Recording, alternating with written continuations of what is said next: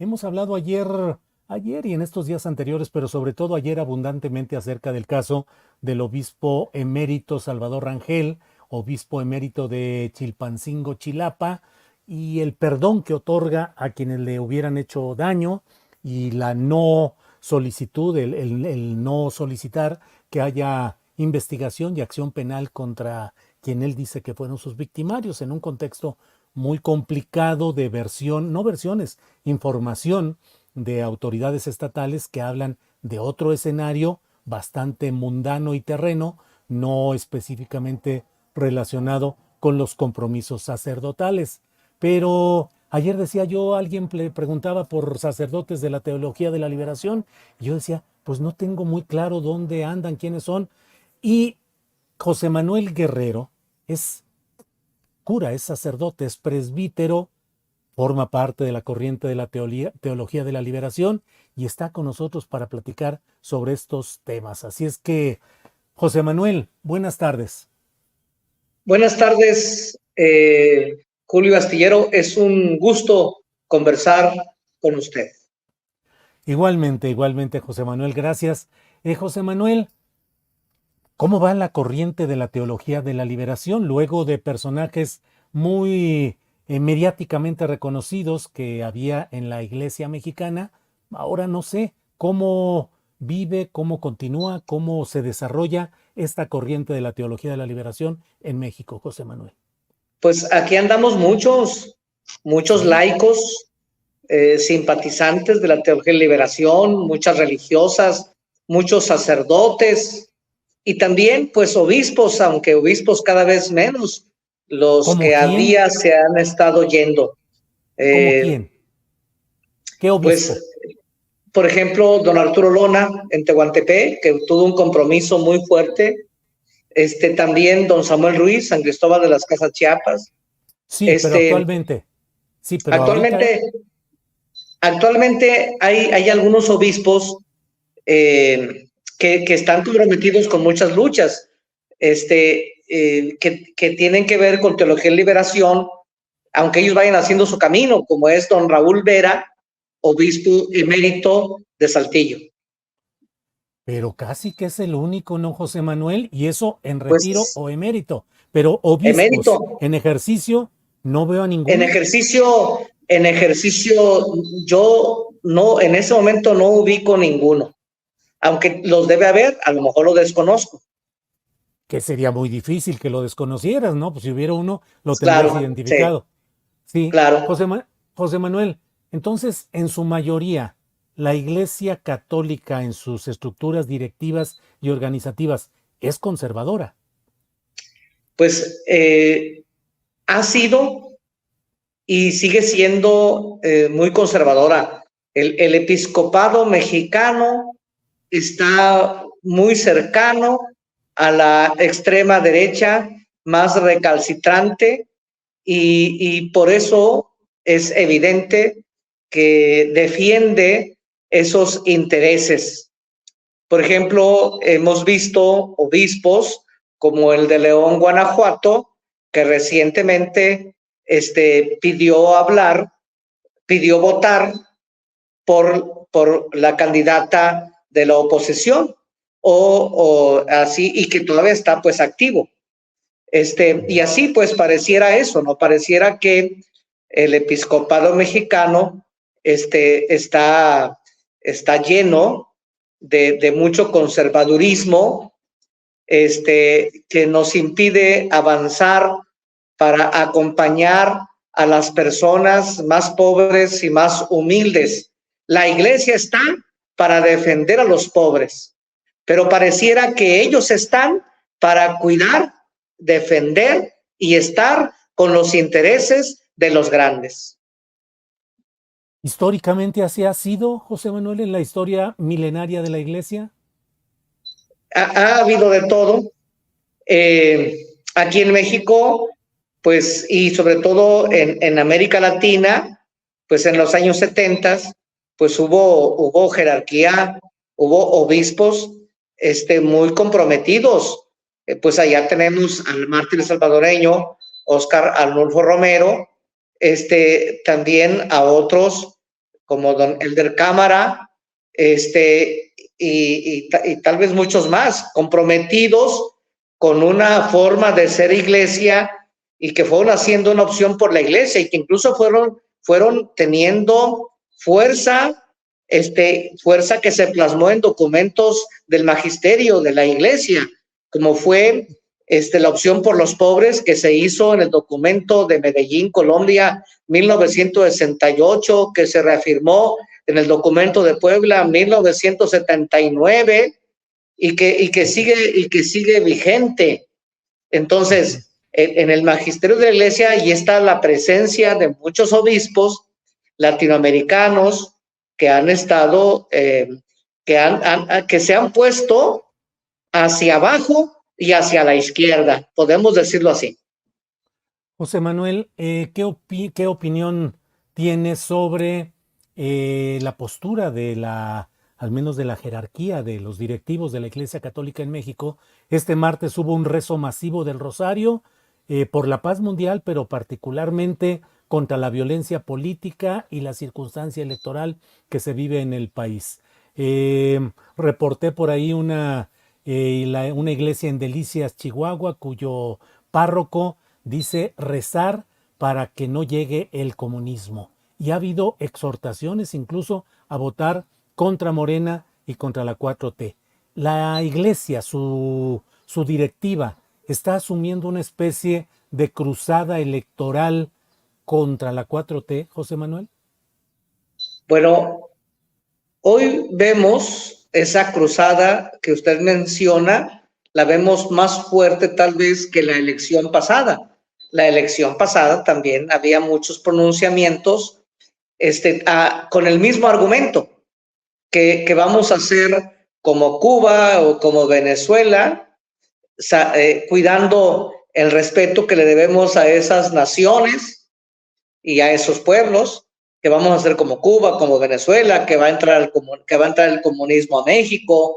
Y me parece a mí que, como decían en mi rancho, con esos argumentos presentan el petate del muerto, es decir, quieren asustarnos. Pero me parece a mí que al menos actualmente el pueblo mexicano está, gracias a Dios, muy politizado y tiene claro cuál es el camino. Igualmente me parece a mí que esos pronunciamientos a favor de la extrema derecha más recalcitrante y también a favor de la candidata de la oposición por parte de algunos altos jerarcas de la Iglesia Católica, que me parece que eso no surte el efecto que ellos quisieran. Y aunque eso también salpica la forma de pensar de muchos católicos, sobre todo católicos católicos conservadores, de la extrema derecha, aquellos católicos que se identificaban con partidos pues más conservadores, como es el PAN, o como también lo llegó a hacer en su momento el PRI, etcétera.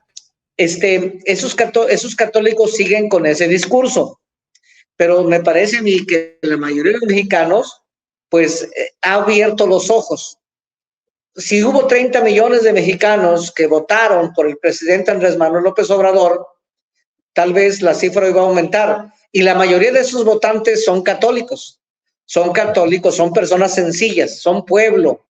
Que ellos, a pesar de que el domingo en el púlpito escuchan la predicación de su párroco o escuchan el documento que publica su obispo, a pesar de eso, esos católicos dicen, se compadecen un poco, pero ellos tienen claro un camino que han descubierto y que van recorriendo y que ellos manifiestan libremente al momento de estar votando. Es decir, hay un pueblo mexicano más despierto, más abierto, que ha ido descubriendo otro camino y que también se ha dado cuenta de la corrupción existente en los pasados gobiernos y también distingue entre ese discurso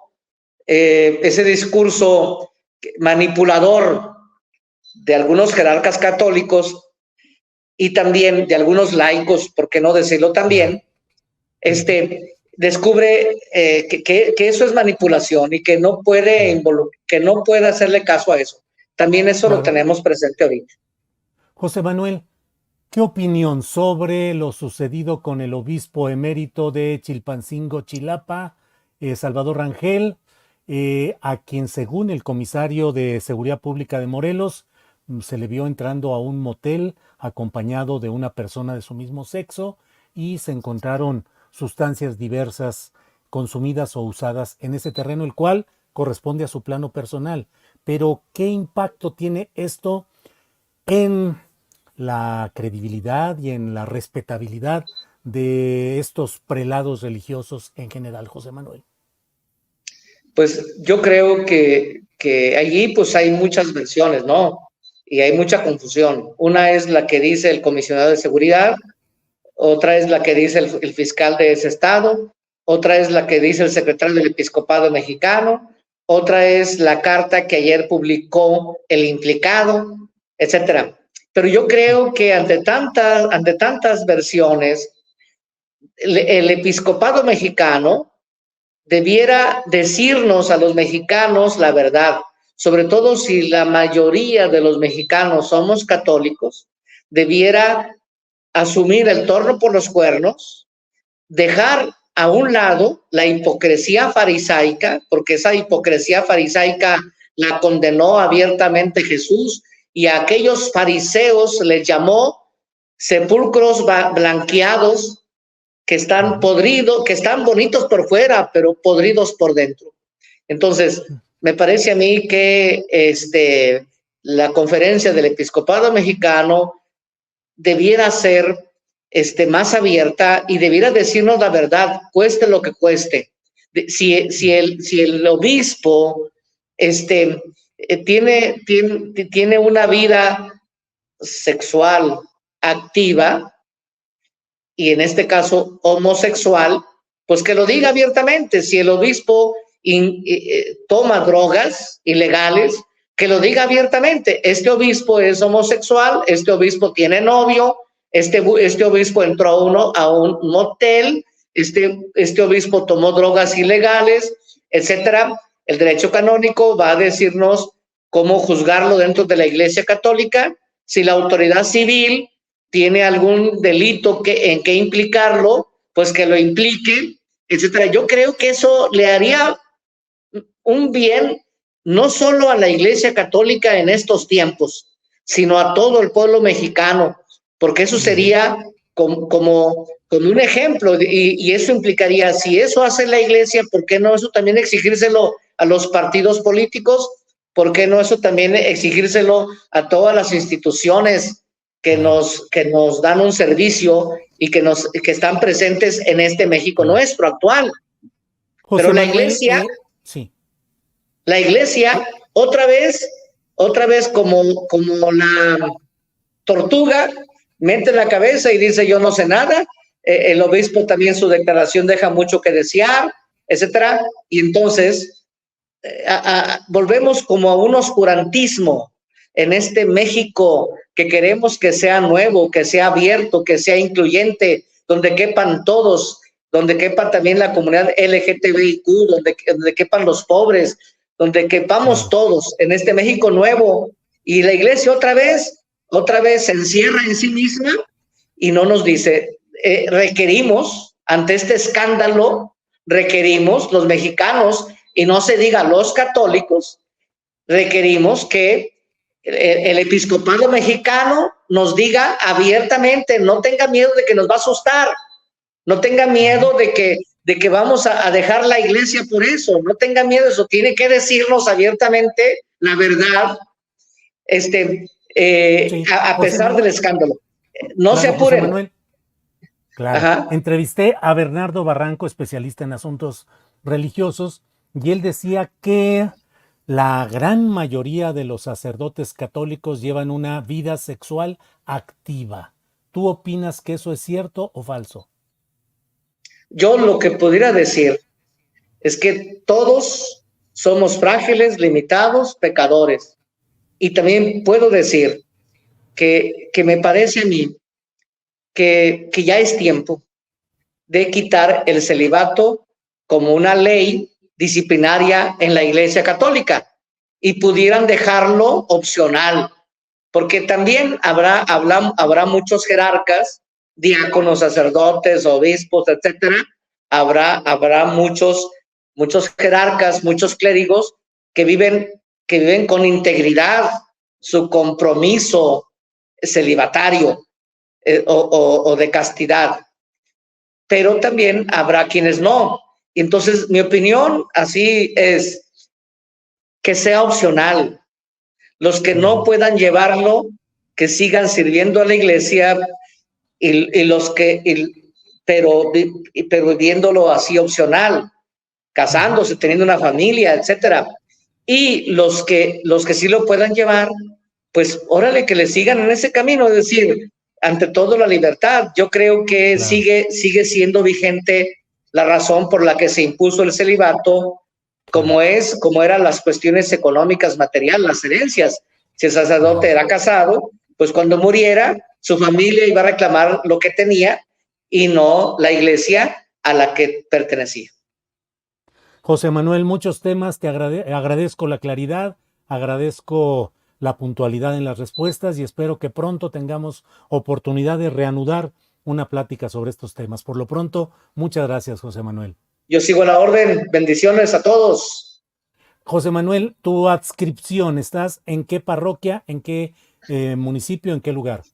Perdón, yo soy el párroco de el Sagrado Corazón de Jesús en Los Herreras, Nuevo León. Soy el párroco de Los Herreras, Nuevo León.